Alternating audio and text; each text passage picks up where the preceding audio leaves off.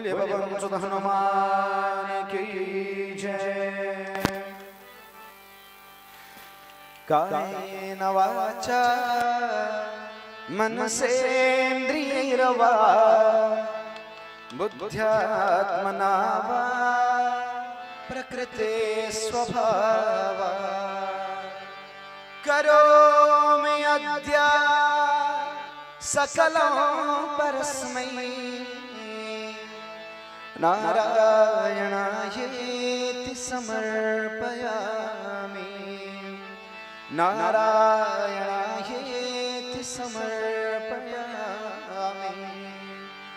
ओम भगवते मृडाग्नये नमः।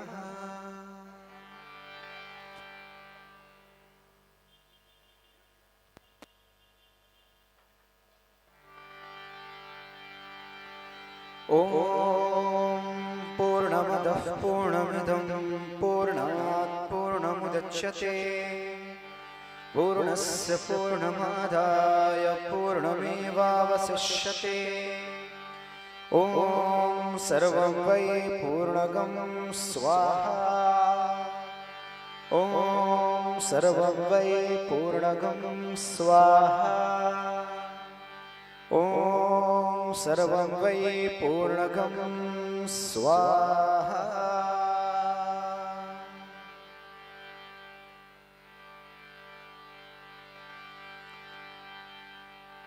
ओम वसोः पवित्रमसि शतधारं वसोः पवित्रमसि सहस्रधारं देवस्त्वा सविता पुनातु वसोः पवित्रेण शतधारेण सुक्त्वा कामदुक्षः स्वाहा। ओम त्र्यंबकं यजामहे सुगंधिं पुष्टिवर्धनम् उर्वारुकमिव बन्धनान् मृत्योर्मुक्षयमामृतात् विसर्जनम्। गच्छ गच्छ सुरश्रेष्ठ स्वस्थाने परमेश्वर यत्र ब्रह्मादयो देवा तत्र गच्छ हुतासना। यान्तु देवगणा सर्वे पूजामादाय मामकीम् इष्टकाम समृद्ध्यर्थं पुनरागमनाय च पुनरागमनाय च पुनरागमनाय च। बोलिए श्री यज्ञनारायण भगवान की जय। ओम तत्सत् श्री ब्रह्मार्पणमस्तु।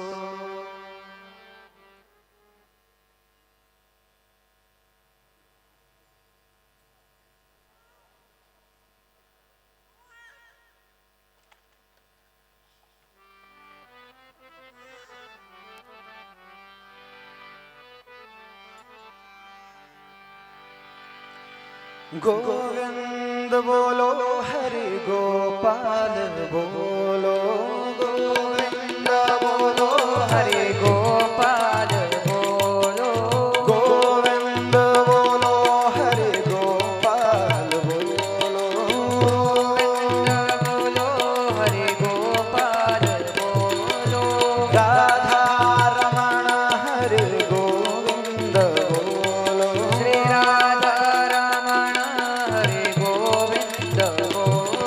श्री राधा रमण हरे गोविंद बोलो श्री राधा रमण हरे गोविंद बोलो गोविंद बोलो हरि गोपाल बोलो गोविंद बोलो हरि गोपाल बोलो गोविंद बोलो हरि गोपाल बोलो गोविंद बोलो हरि गोपाल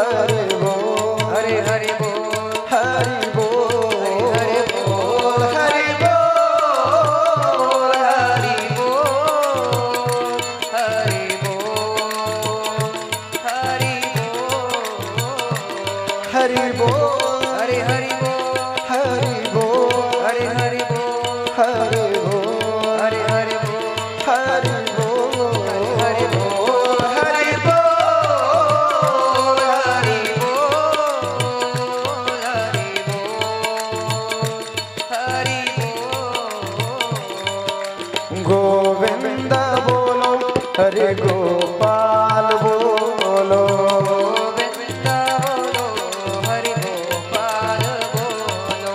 श्री राधा रमण हरे गोविंद बोलो, श्री राधा रमण हरि गोविंद बोलो। गोविंद बोलो, हरि गोपाल बोलो, गोविंद बोलो, हरि गोपाल बोलो। गोविंद बोलो, हरि गोपाल बोलो, गोविंद बोलो, हरि गोपाल बोलो।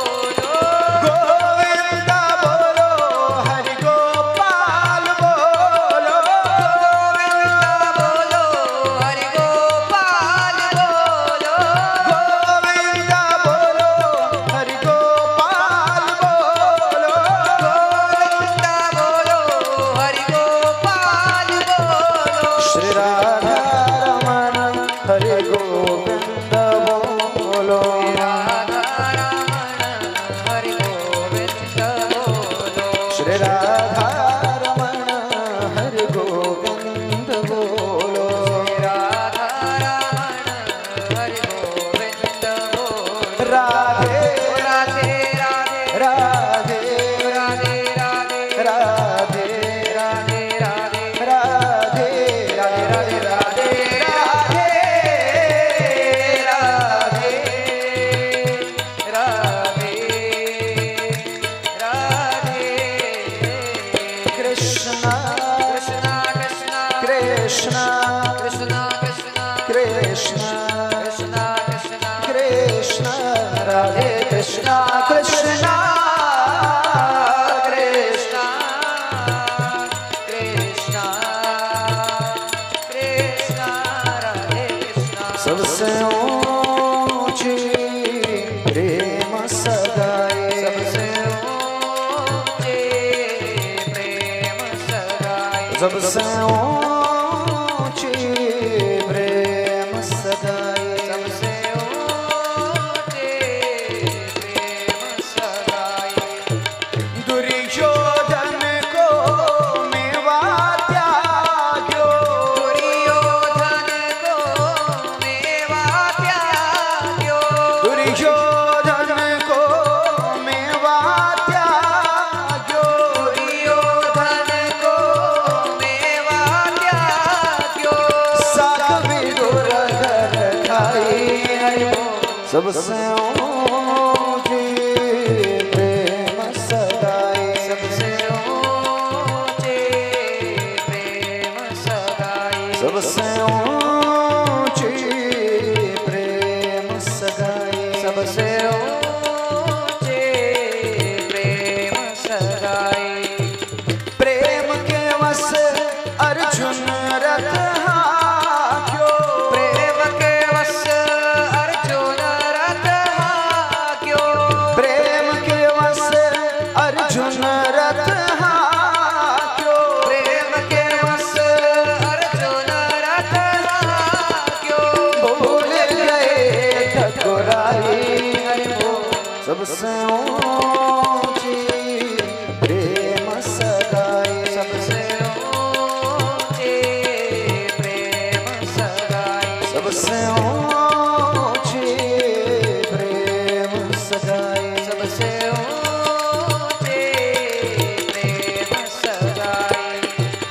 ऐसी प्रीत बढ़ी वृंदावन, ऐसी प्रीत बढ़ी वृंदावन ऐसी प्रीत बढ़ी वृंदावन, ऐसी प्रीत बढ़ी वृंदावन गोपिन नाच नचाई, हरे बोल सबसे ऊंची प्रेम सगाई, सबसे ऊंचे प्रेम सगाई सबसे ऊंची प्रेम सगाई, सबसे ऊंचे प्रेम सगाई हरे राम हरे राम राम राम हरे हरे हो, हरे Ram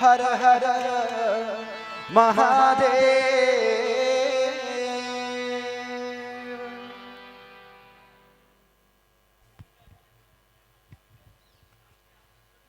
Param Pujya Swamiji, all of our family, जो पूरा देश से आया हुआ है, देश की हर कॉर्नर से आया हुआ है, सभी लोग माँ गंगा जी की तट पे. It's such a beautiful honor and blessing to welcome you all to Parmarth Niketan and to the holy banks of Mother Ganga. और आप ही के साथ, हमारे साथ, इसी टेक्नोलॉजी के माध्यम से पूरा विश्व में इतने हजारों लोग हमारे साथ जुड़ रहे हैं और रोज जुड़ते हैं. लेकिन ये दिन बहुत स्पेशल है क्योंकि आज तीसरा दिन है of our International Yoga Festival.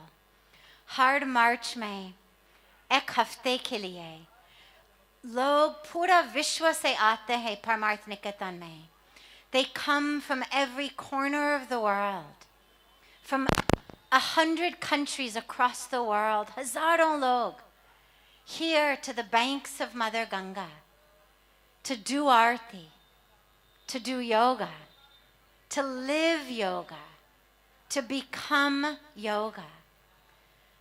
इसी साल कोविड पैंडेमिक की वजह से वो लोग physically यहाँ नहीं आ रहे हैं, so we shifted our International Yoga Festival to be online this year. सबसे पहले बार कि International Yoga Festival has gone online. तो इसी साल पूरा विश्व में, दुनिया के हर कॉर्नर में लोग कैमरा के माध्यम से, इंटरनेट के माध्यम से हमारे गंगा जी की आरती कर रहे हैं और फिर सारे दिन they're taking yoga classes. The whole day is filled. The day of International Yoga Festival is filled with such beautiful classes, beautiful programs, lectures by revered saints, inspiring satsang programs, meditation, pranayam, and beautiful kirtan bhajan programs, music programs. So today is the third day, और जैसे मैंने कल भी कहा कि हमारे लिए यहाँ पे गंगा जी की आरती शाम को होती है, लेकिन योगा फेस्टिवल में क्योंकि अधिकतर वो लोग वेस्ट से हैं, ज़्यादा से ज़्यादा लोग अमेरिका से हैं, तो उन्हीं के लिए सुबह है, तो उनकी दिन गंगा जी की आरती से शुरू होती है. So it's the most beautiful way to begin the day. The first program of our online International Yoga Festival every day is Ganga Aarti. And after the Ganga Aarti, then all of the beautiful yoga classes, the meditation, the pranayam, the spiritual lectures, the kirtan, all of that is after Ganga Aarti. If you haven't yet registered, don't worry, there's still time. And you have 3 months to be able to watch all of the videos. They'll stay online available for you for 3 months. So you can go to internationalyogafestival.org to still register. And for those of you joining us from all across the world, take a moment and know that Mother Ganga flows within you. और सभी लोग यहाँ भी, बाहर तो हम गंगा जी का दर्शन कर रहे हैं, लेकिन हमें इसको भी याद रखना है कि भीतर में भी गंगा जी का दर्शन कर सकते हैं और करना चाहिए, क्योंकि गंगा जी के वो बाहर नहीं बहते हैं, वो हमारे भीतर में भी बहते हैं. और ये गंगा जी की आरती का फल है, वो अनुभव कि गंगा जी मेरे में है. And for all of you who are not sitting here on the banks of Ganga with us, just take a moment and know that Ganga is flowing in you, in your heart, and that you are here, in heart, in spirit, on her holy banks, in the lap of these sacred Himalayas. And as we do the Ganga Aarti here, know that you are joining us, and you are doing, not just watching, but you are doing the Aarti along with us.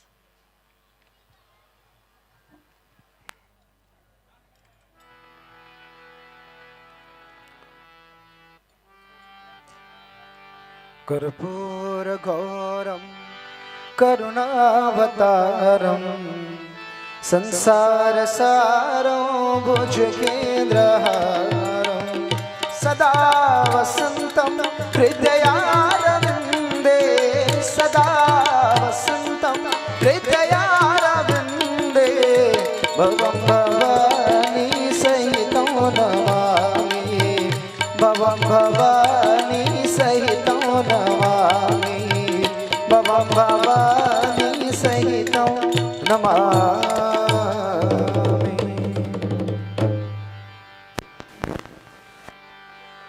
ओम जय गंगे माता मैया जय गंगे माता जो नर तुमको ध्याता जो नर मैया जी को ध्याता मनोवांछित फल पाता।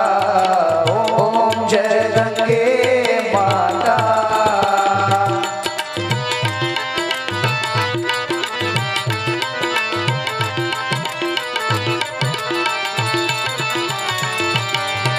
चंद्र सी ज्योति तुम्हारी जल निर्मल आता मैया जल निर्मल आता शरण पड़े जो तेरी शरण पड़े जो तेरी सोनर तर जाता। ओम जय गंगे माता।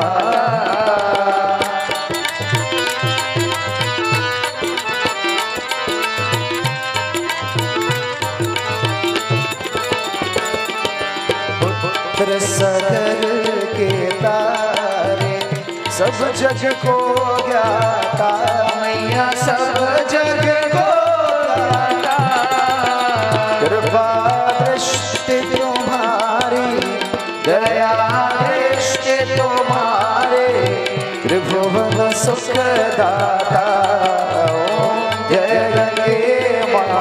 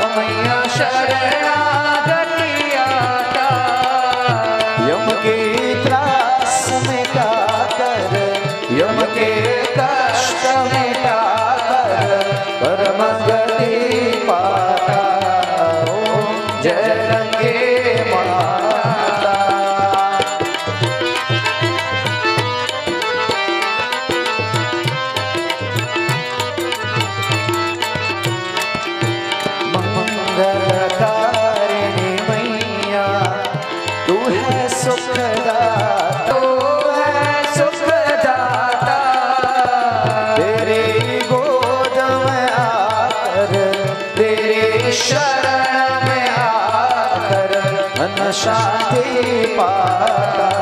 ओम जय गंगे माता।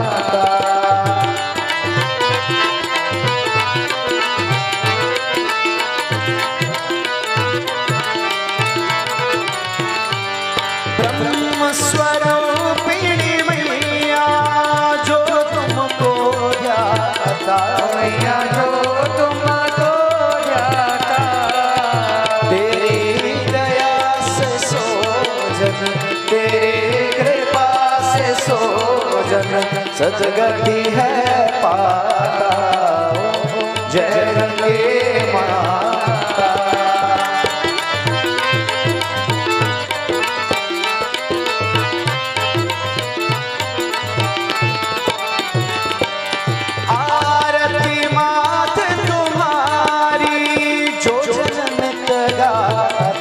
मैया प्रेम सहित गाता। दास वही असहज में, भक्त वही असहज में, मुक्ति को पाता। ओम जय गंगे माता, ओम जय गंगे माता, मैया जय गंगे माता। जो नर तुमको ध्याता, जो नर मैया जी को ध्याता, मनवांछित फल पाता। ओम जय गंगे माता, जय गंगे माता, जय गंगे माता।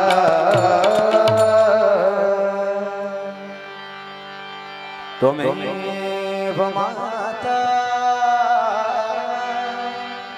च पिता त्वमेव,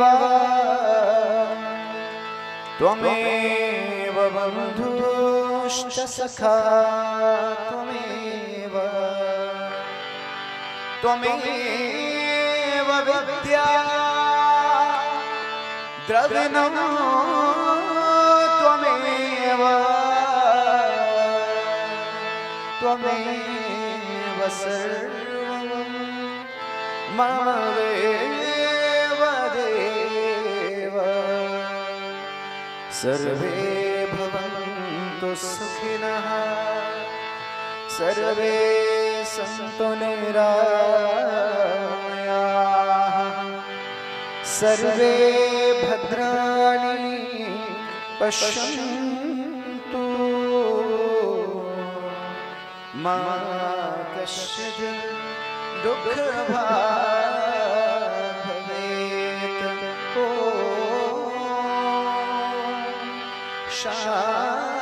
शान्तिः शान्तिः शान्तिः।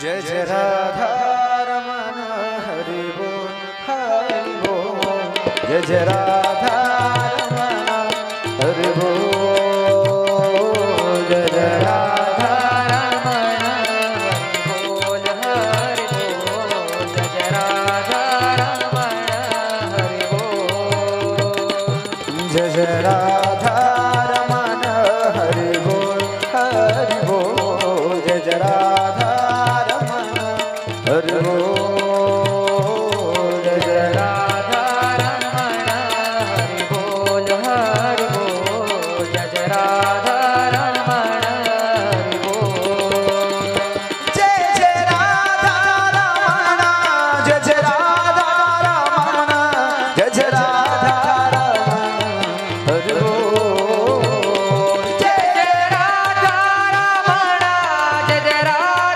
रमण, जय जय राधा रमण हरि बोल, जय जय राधा रमण, जय जय राधा रमण, जय जय राधा रमण हरि बोल, जय जय राधा रमण, जय जय राधा रमण, जय जय राधा रमण हरि बोल, जय जय राधा रमण हरि बोल हरि बोल, जय जय राधा रमण हरि बोल, जय जय राधा रमण हरि बोल हरि बोल, जय जय राधा रमण हरि बोल,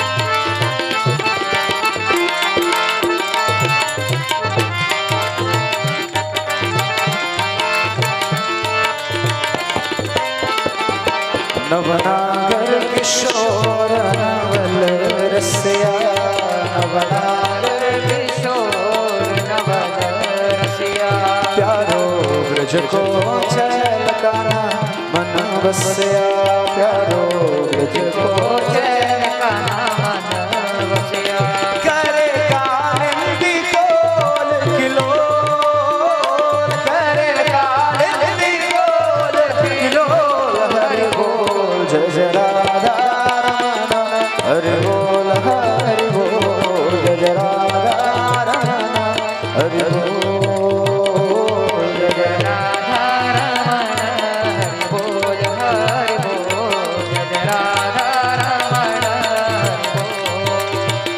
जय जय राधा रमण जय जय राधा रमण जय जय राधा रमण हरि बोल जय जय राधा रमण जय जय राधा रमण जय जय राधा रमण हरि बोल जय राधा रमण हरि बोल जय जय राधा रमण हरि बोल जय जय राधा रमण हरि बोल जय जय राधा रमण जय जय राधा रमण जय जय राधा रमण हरि बोल।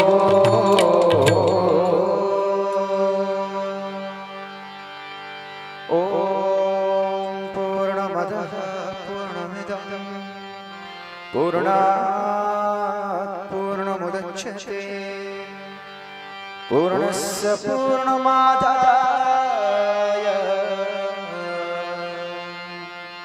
पूर्णमेवावशिष्यते।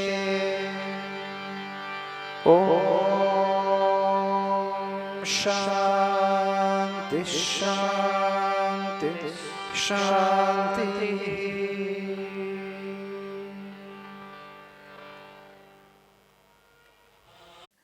कविं कवीनामुपमश्रवस्तमम् ज्येष्ठराजं ब्रह्मणां ब्रह्मणस्पत आनः शृण्वन्नोतिभिः सेदसादनम्।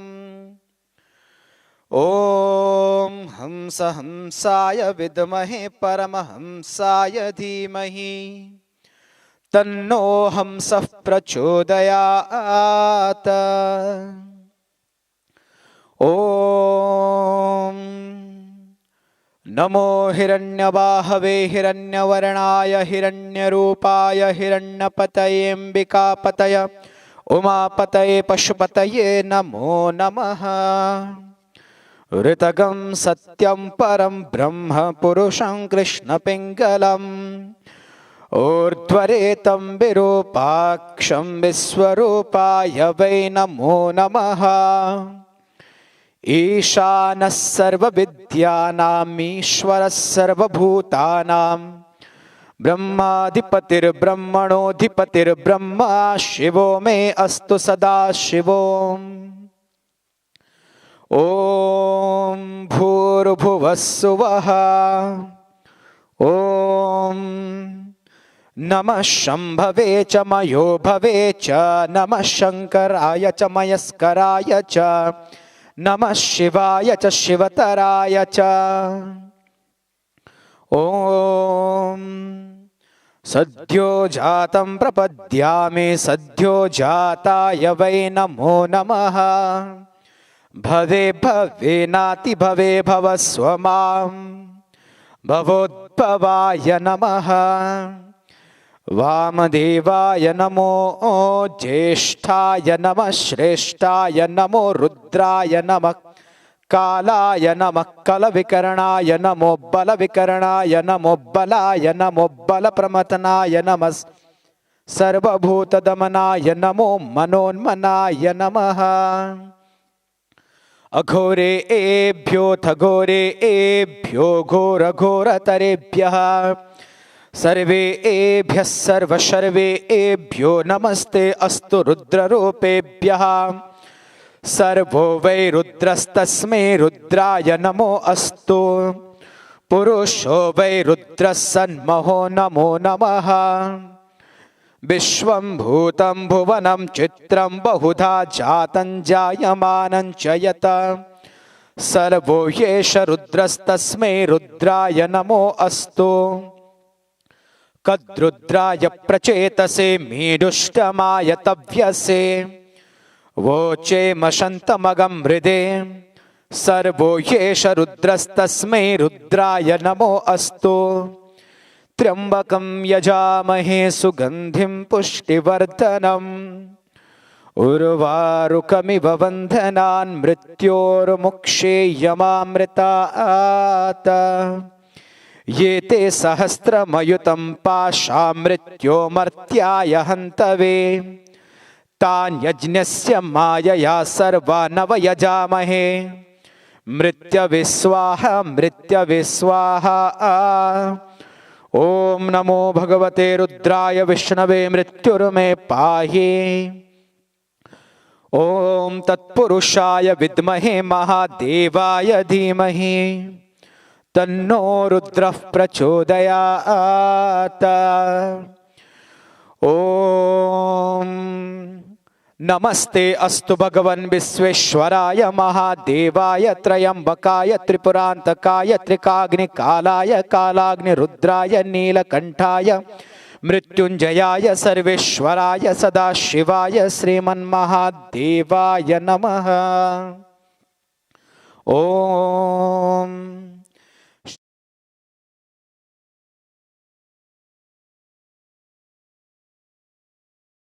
भद्रंच मे श्रेयश्च मे वस्यश्च मे यशश्च मे भगश्च मे द्रविणंच मे यन्ताच मे धर्ताच मे क्षेमश्च मे धृतिश्च मे विश्वंच मे महश्च मे संविच्च मे ज्ञात्रंच मे सूश्च मे प्रसूश्च मे सीरंच मे लयश्च मृतंच मे मृतंच मे यक्ष्मंच मे नामयच्च मे जीवातुश्च मे दीर्घायुत्वंच मे न मित्रंच मे भयंच मे सुगंच मे शयनंच मे सूषा च मे सुदिनंच मे सदाशिवोम ओम असतो मा सद्गमय तमसो मा ज्योतिर्गमय मृत्योर्मामृतंगमय ओम पूर्णमदः पूर्णमिदं पूर्णात् पूर्णमुदच्यते पूर्णस्य पूर्णमादाय पूर्णमेवावशिष्यते ओम शांति शांति शांति।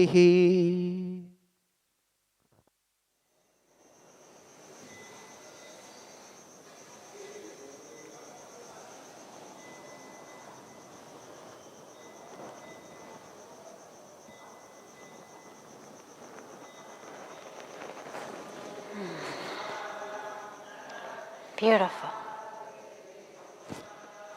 The sound of the sacred mantra chanting is so powerful and so special. Don't worry if you don't know the mantras or understand what they mean. The power in the sound,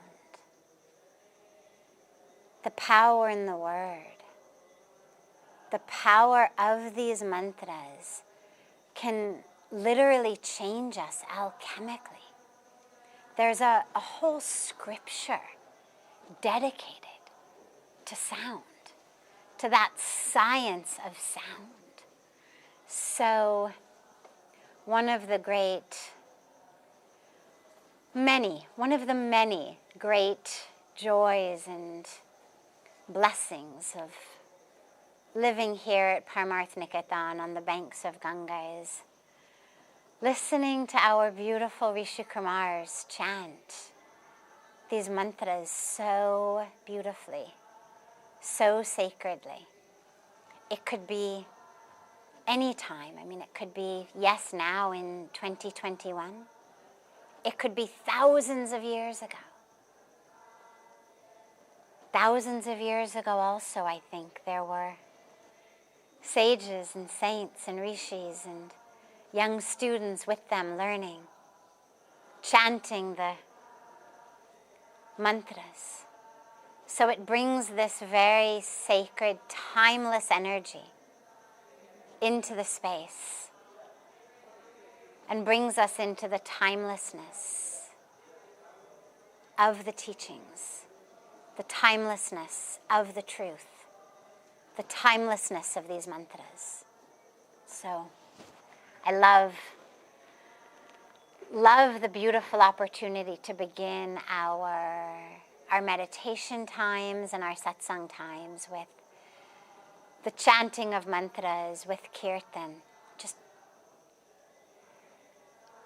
changes the entire energy. So, welcome to satsang, and I hope that you tuned in early enough to listen to the beautiful chanting of the mantras. If not, when this is over, go back and rewind and allow yourself for just a few minutes to really drop into that space. Pranam Sadhuji. The first question that has come in today is, how do I figure out where the line is between superhuman expectations and doing something sustainably, achieving it through hard work and discipline? People say I'm too hard on myself, but what I see are failures and excuses. Our superhuman expectations or aspirations, are they sustainable? Is there a need to talk about superhuman potential and sustainability, even in the way as though somehow they were two ends of a spectrum? You know, the way the question was asked, it sounds like these superhuman aspirations are somehow not sustainable, not reasonable. And that in order to be sustainable or reasonable, or loving and gentle and kind and compassionate with yourself, that you need to aspire less. And I don't think that's true. But here's what's important. It's very important to understand the difference between what we are expecting and what we are aspiring toward. Because an expectation tends to be something that when we don't achieve it, we're miserable. We expect of ourselves, we expect of others. But not only do we expect, we have a sort of a sense of entitlement to that expectation being fulfilled. So if I expect of you that you are going to treat me a certain way, you're going to be really nice, really loving, really patient, really caring, really generous, and then you're not, I end up getting very frustrated, very angry, not only at your lack of tenderness or caring or gentleness, but that's compounded by this crushing of my expectation. Because not only did I expect it of you, but I also had this sense of an entitlement to that expectation being fulfilled. So I expect you should act like this, and I feel entitled to you fulfilling that expectation. So when you don't, I am miserable. And the same thing is true when we expect of ourselves. When we expect that we should be able to achieve something, do something. And along with that expectation is this sense that it must happen. And then when it doesn't happen, we are miserable. And by the way, that misery is what saps our energy much more than the time that we spend actually working. People think it's the work that makes you tired, or it's the work that you need a break from. It depends what you do, but what I've seen on a personal level, and, you know, here we are 7 days a week, 365 days a year on. And what I've seen is fatigue, tiredness, exasperation. It's not from the work itself, regardless of how many hours it is. It's from the attachment to the expectation of what is going to come from the work. That's what makes you really tired. And so if you have superhuman aspirations, wonderful. You are superhuman. This is what all of our scriptures keep reminding us. You are divine. The divine lives within us, that power of the divine. We have so much potential, so much more potential than any of us is fulfilling. And in what direction? It's not about necessarily a potential for, if I decided, this is my favorite example, if I decided that I wanted to be the star of the Los Angeles Lakers basketball team. Now, you don't have to be superhuman. There's plenty of humans who are stars of basketball teams. And if I decided that that was my aspiration, I could work and work and train and train. But I'm going to be 50 in a week.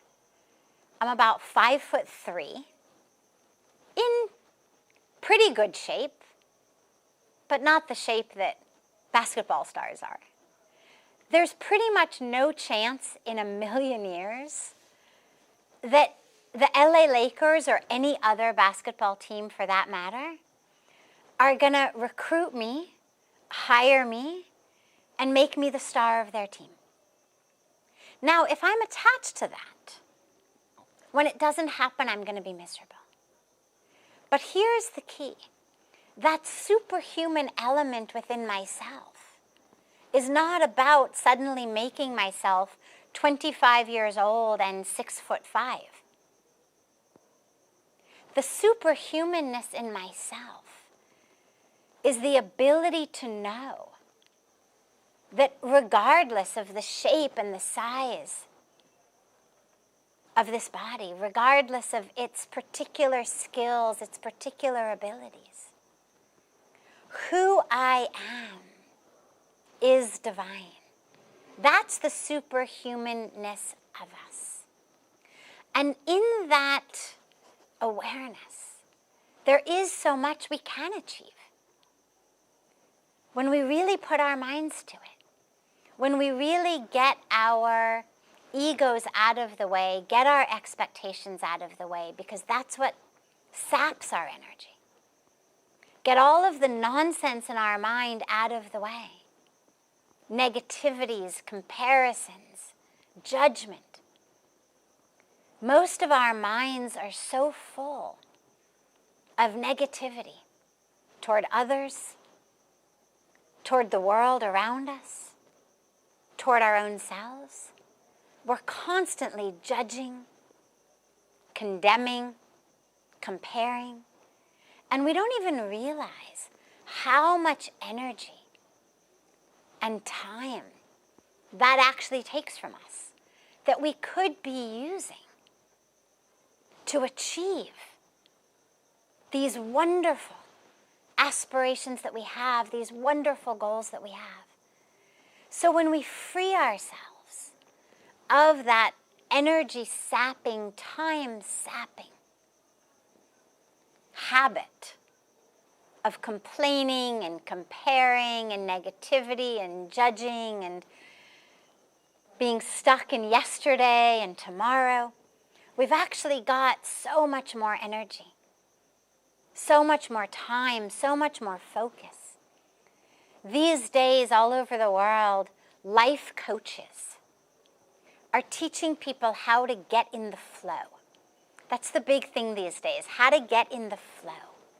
So whatever you are, how to find your flow. And that flow state is that state in which time stops, right? You forget to eat. You forget it's time to go to bed. You forget everything because you're in a state of flow. And it's found in people of every walk of life. Normally, we tend to think of it just for like athletes or musicians. But it's not. These days, most of the programs are actually for people in business, people running companies, entrepreneurs. But what's key about the flow state is, in order to get into that state, I'm not comparing, I'm not judging, I'm not complaining, I'm not in yesterday, I'm not in tomorrow, I'm only in this particular work that I'm doing. And it doesn't matter what it is. I could be doing data entry. I could be on my 1,785th piece of data that I'm entering that day. I could be composing a piece of music. I could be making dinner. I could be working on a prototype for some new invention. I could be stuffing envelopes. I could be teaching school. I could be building websites. I could be doing anything. As long as I'm fully engaged in it, I can hit that state of flow. And that's the state in which not only do we actually achieve those superhuman potentials, but actually the work becomes joy. And by the way, to actually be able to live in joy, to live in peace, to live blossoming every day, that is way more of a superhuman type of goal than anything else that we could possibly achieve today but lose tomorrow. And of course, that's the nature of things in this world. Success today, failure tomorrow, praise today, criticism tomorrow. That's the nature of how the world works. So yes, be a superhuman. You are a superhuman. We have beautiful mantras and teachings and so much to remind us that. And remember that in order for that to be sustainable, it's not about the hours. It's not about anything, the energy output. It's much more about the mind. The mind is going to make you tired. The mind is going to drain you. And tragically, the mind is going to prevent you from being able to achieve those superhuman goals, whatever it may be. So the balance between superhuman and sustainable is actually taking care of our own minds. Because when we find that state of flow, it's superhuman and it's sustainable. So that becomes the key. And lastly, along with that, remembering self-love, self-compassion is so important. And this is where our love and our compassion for ourselves must be hooked not into what we achieve, but into the state of our being while we are attempting to achieve it. So it's not about how far did I get. It's not about how much data did I enter, or how perfect was the meal, or how brilliant was the composition of music, or how many envelopes did I stuff. It's about how was my mind, how was my heart while I was doing it. And what you'll find really interestingly is when the heart and the mind are in alignment, the actual work not only becomes much, much more successful, but you don't even know how it happened. You kind of open your eyes and, oh my God, it's done. Open your eyes in this magic. Open your eyes in this miracle. Because it came through you rather than from you. When things are trying to come from us and we're squeezing them and pulling them, then it's all perspiration. But when it's coming through us, then it's much more inspiration than perspiration. And a little bit of perspiration is good. They say sweat detoxes us. So a little bit of sweat is very good for everyone. But the vast majority should be the inspiration with just the right amount of perspiration.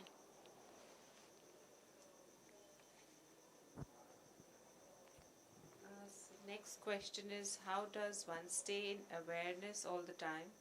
Is meditation the only way? Beautiful. So, when you speak about meditation, and especially when it comes in a question like, is meditation the only way? It typically refers to that which we do with our eyes closed, we're seated, hands are like this, or hands are like that, or however we're sitting. But meditation is not only what we do sitting on our mat. Yes, the seated practice is very important. For people for whom closing the eyes is difficult, people with a lot of anxiety sometimes, a lot of tension, a lot of restlessness, or a lot of trauma, find it very difficult to sit and close the eyes. That's okay. They can actually be kind of just gently half opened, sort of looking out at a place just in front of you, kind of on the ground. But also, if you find that sitting, even with the eyes gently open, is still not something you can do for any period of time, you can do walking meditation. Ideally, walk on grass. Ideally, do it barefoot or sand, dirt. Put your bare feet on Mother Earth, but literally feel the way that the feet are walking and just be aware of your breath. If we're going to maintain a state of awareness all the time, as the question asked, yes, meditation is the way. Because it is meditation that teaches us how to bring our awareness into the present moment. But if for whatever reason someone's allergic to the idea of meditation, and we see that sometimes. There are people with allergies to God, people with allergies to religion, people with allergies to meditation. And it happens because typically in our childhood, we've had some sort of experience where in the name of God, or in the name of religion, or in the name of our church, or our temple, or our mosque, or our gurdwara, we had some very traumatic experience, or something bad happened. And so we find that we kind of bristle at that. Or a lot of times people expected something of God, and it didn't happen. A loved one died, a loved one who shouldn't have died so young. They feel like God abandoned them. So people have that sort of allergy to God. People who were raised by very, very spiritually inclined, yoga inclined parents may go through a period of their life, as so many people do, where we kind of rebel against everything our parents did. I've been in many youth sessions with youth who are like, I don't want to hear about meditation. I don't want to hear about yoga. It's all my parents tell me I should do. Meditate, do yoga, chant mantras. So in that very normal, very natural kind of rebellion against the parental way, you see people pushing back against it. And so if for whatever reason someone has an allergy to the word meditation, you don't have to call it that. You can just call it awareness. You can call it consciousness. Call it mindfulness. It's about bringing the mind to the present moment. Remember, we're talking about how to live in awareness all the time. Well, it's just about what I focus on. I have an option. Right now, my mind could focus on, I could focus on this beautiful image of Mahalakshmi. And I could just forget that all of you people are sitting here. I could forget that the camera's on, and I could just be totally immersed in Mahalakshmi. Or I could become totally immersed in my own hand. Or I could just look out at all of you and be so happy to see you and forget that I was supposed to be giving satsang. Wherever we put the mind actually is very good at staying there, briefly. Doesn't stay for long, but it stays for just a quick moment. Now, the practice becomes putting the mind where we want it to be. So living in consciousness, living in awareness is bringing our mind into the present moment. So while I'm sitting here, if my mind is saying, I wonder what's for dinner. Boy, it's been a long time since lunch. Or, oh yeah, wait, I have to meet this person after satsang. Or, oh, God, I wonder how that friend from my school is doing. Well, then I'm not here. I'm in yesterday. Or 40 years ago. Or I'm in dinner. I'm not here. I'm not in the present. So the practice of mindfulness is simply bringing the mind back to the present moment. When we speak about living in awareness, it is that I am living conscious every moment, every minute. I'm walking. Can I be aware of the act of walking? I'm eating. Can I be aware of the act of eating? When we practice meditation, we watch the breath, we merge our awareness into it. Because then we become aware, present with the breath. And yeah, the mind wanders, we bring it back. It wanders, we bring it back. And meditation is a great practice for life.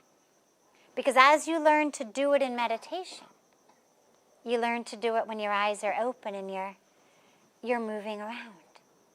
So staying aware means every minute, every moment, I am aware, not just of what I'm doing, but I'm aware of the I who is doing it. And that's the second step of awareness. Step one is I'm aware of what I'm doing. So walking, I'm aware that I'm walking. Eating, aware that I'm eating. Just awareness of eating. Speaking, awareness of speaking. Breathing, awareness of breathing. But then you take it a step deeper. Can I be aware? Can I be anchored in the one who is aware that I'm aware that I'm eating? Can I be watching? Not just myself eating, but can I be watching the awareness, aware of the awareness that I am eating? And meditation is, I have found, a much easier place to start this than as you move through the world. It just is harder to get into that depth as you're moving through the world. But as you meditate, you're breathing. Then you are aware of the breathing. But can you also be the one who is aware of the awareness that you're breathing? And that takes us into an even deeper level. So yes, you can be aware the whole time. And you don't have to call the practice meditation. You can call it mindfulness, call it consciousness, call it gentle awareness. But the practice is the same, which is to keep bringing the mind back, bringing it back, bringing it back to that present moment, and then bringing it back to awareness itself. So ultimately we get to the point where instead of being aware of eating, we are aware of awareness. And that becomes the beautiful state. I am aware of awareness. But we begin by being aware of all of what we're doing and experiencing and feeling.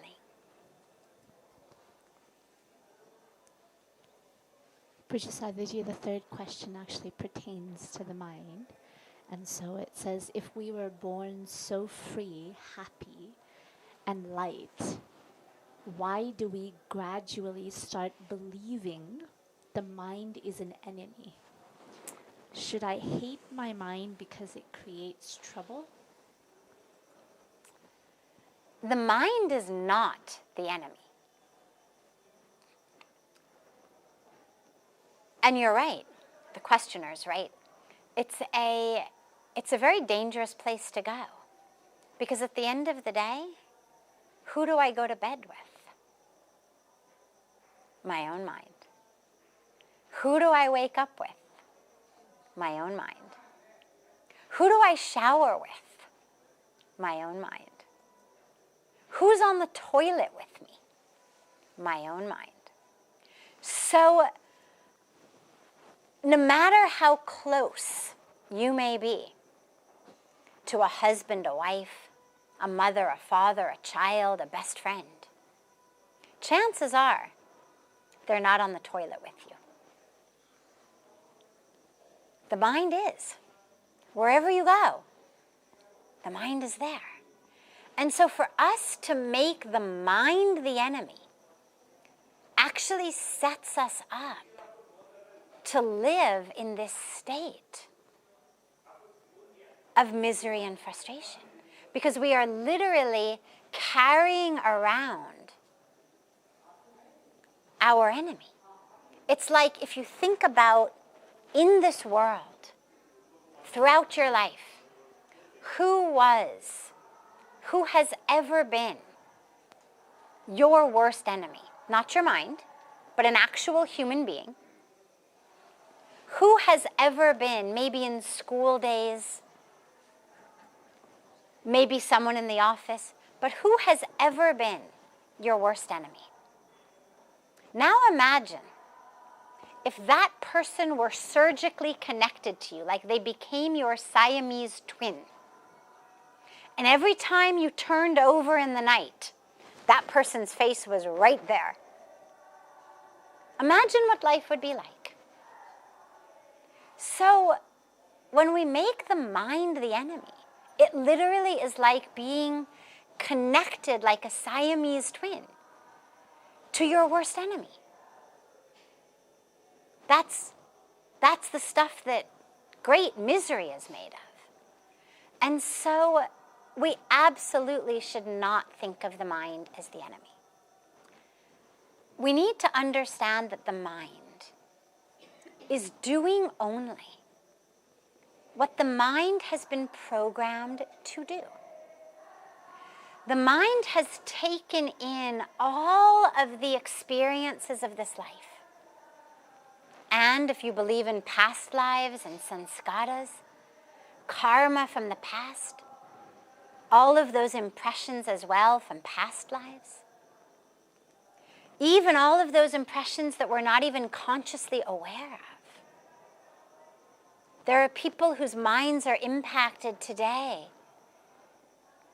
by their experience being born, their experience coming out of the womb. There's all kinds of therapy that actually works with people going back to the trauma of being born. So even things that we don't remember consciously have impacted our minds. There's beautiful scriptural stories of children being born who have listened to katha being recited while they were in utero. One of the teachings of our culture is when you're pregnant, you should always be sure listen to holy things, beautiful teachings, because absolutely the fetus gets it. So our mind is being actually impacted by things that we're not even consciously aware of. All of the experiences. And then it is doing its best to serve us. And this is a very important point. Your mind is created to serve you. All of the nonsense that our ego does, all of the games our ego plays with us, actually are there on the core, deepest level. Because the mind thinks that that is what we need. So for example, do you ever hear your mind saying, don't even try that, you're too stupid to be able to do it? Don't even try that, you're worthless, you'll fail. Now, on the surface, we look at that and we say, that is an enemy. Otherwise, who would tell us that? But on the deepest level, our mind actually thinks that by telling us this, it is protecting us. That our mind actually thinks that we are worthless. Our mind thinks that we are stupid.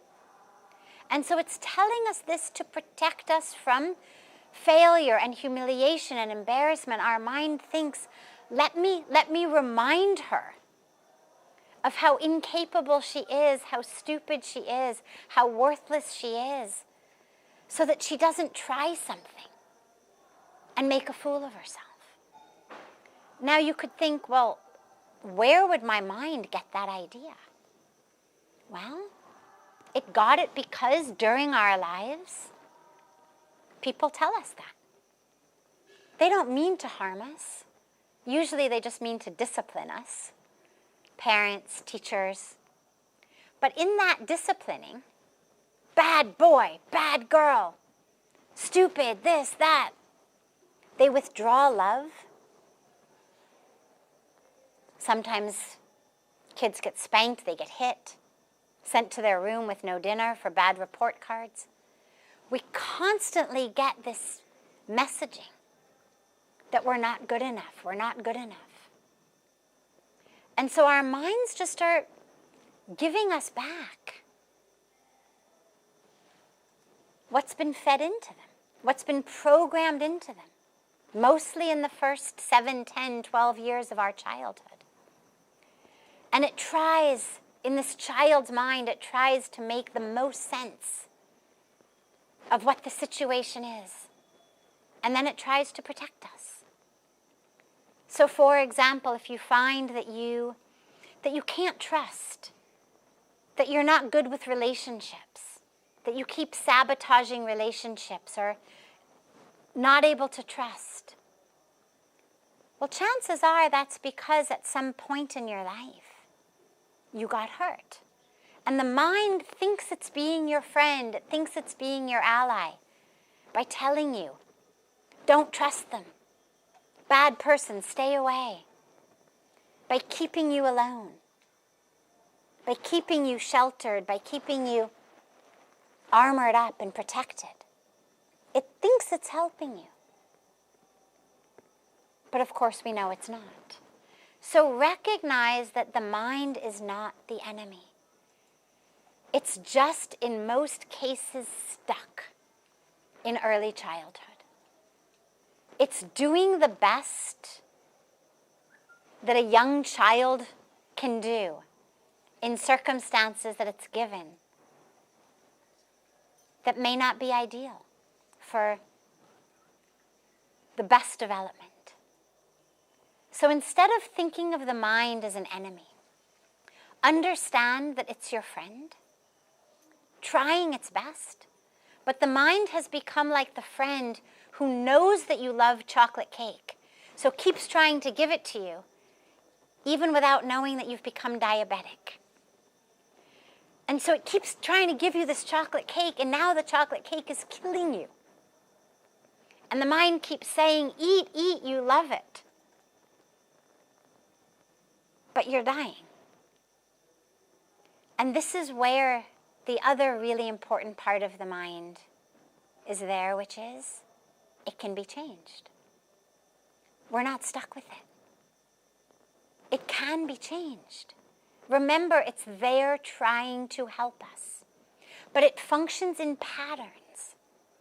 It's seated in the very physical brain, which is chemical, it's electrical. Literally, we say in neurology, neurons that fire together, wire together. It means patterns that have happened in my life. I'm going to kind of keep creating these. I'm going to keep experiencing that. Whether we think of it as Pavlov's dogs, whether we think of it as fear of certain things, certain behavioral patterns, but it is changeable. And it's actually quite easy to change. Takes time. We didn't get this pattern overnight. The mind didn't develop in 24 hours. But it absolutely can be changed. Meditation changes your brain, not just your mind, your brain.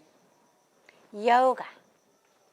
All of these powerful spiritual practices change our brain and our mind. So, this is the power of the spiritual practice. Change what your mind is saying to you. If right now I tell you, okay, in your mind, I want you all to yell love. Okay? In your mind, everybody yell love. Did you hear it? Huh? Anybody couldn't hear it in their mind? So see, you can do it. You actually have the control to tell your mind what to think, what to say. But we just don't utilize it. But the moment that you decide, I am going to consciously tell my mind what to say, you can do it. And so every time that you find that your mind is running away from you, just shout, love, in your mind. Or shout peace. Or shout clean slate, start over. Whatever it may be. But just grab that control and know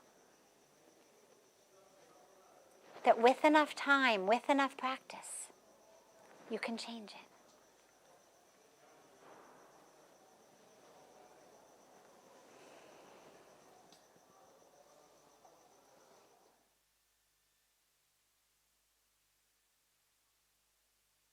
Beautiful, beautiful rest of your evening. A beautiful day, afternoon, morning, wherever you are in the world. So much love to you all, and look forward to seeing you on Friday for our meditation, and then Saturday for the next satsang.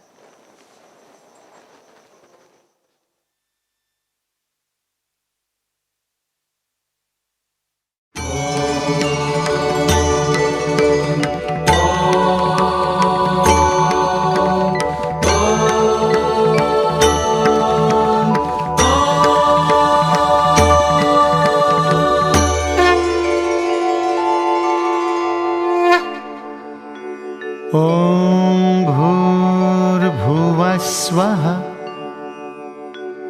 तत्सवितुर्वरेण्यम्